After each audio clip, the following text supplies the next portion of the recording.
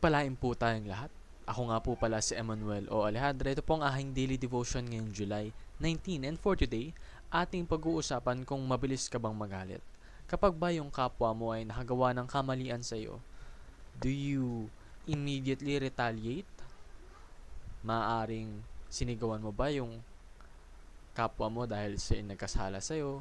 Sinaktan mo ba yung kapwa mo dahil siya nanakit sa iyo? Dapat po hindi ganito. Dapat kapag nagkasala yung ating kapwa sa atin, ay atin silang iintindihin. Atin silang bibigyan ng karampatang oras para magsisi sa kanilang kasalanan at ating dapat na i-practice yung ating patience. Tulad ng patience na binigay sa atin ng ating Panginoon. Yung Panginoon natin, binigyan tayo ng napakaraming tsansa upang magsisi sa ating mga kasalanan. And most of the time, we take that for granted.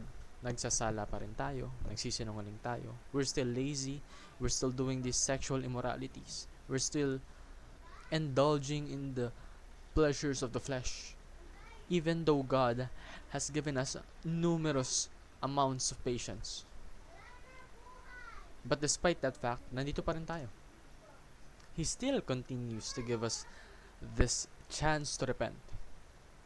Sabi nga po sa Nahum chapter 1 verse 3, the Lord is slow to anger but great in power. The Lord will not leave the guilty unpunished. Ibig sabihin nito, hindi ka agad paparusahan ng Panginoon dahil sa ginawa mo ngayon. Maaring pag ako nagsinungaling ngayon, hindi niya agad ako paparusahan. Pero kung ako'y hindi nagsisi, kung ako'y hindi humingi ng kapatawaran, at kung ako'y hindi nag-turn back sa sin, nag-turn away sa sin, paparusahan ako ng Panginoon in due time. And that is something that we should not desire. Tayo, may chance tayo ngayon na magbago, na magsisi, na mag-improve sa ating buhay in the name of the Lord. Kaya gawin natin yon.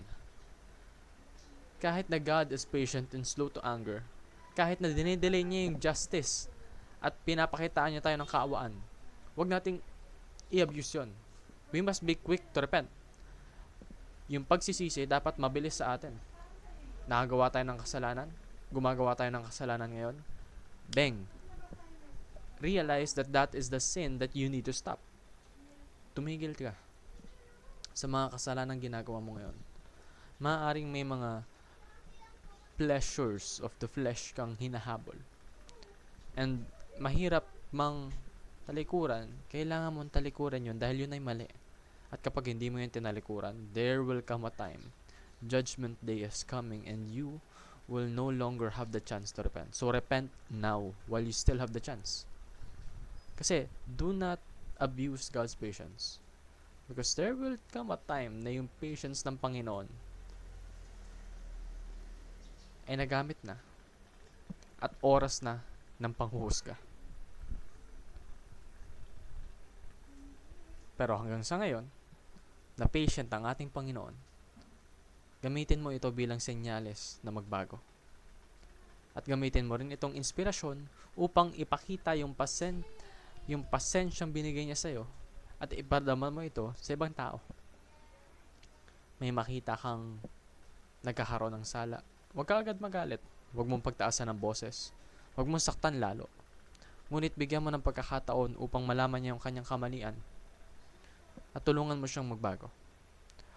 For that is the love that God has given us. Therefore, we must give that love back to His people, to the lost lambs.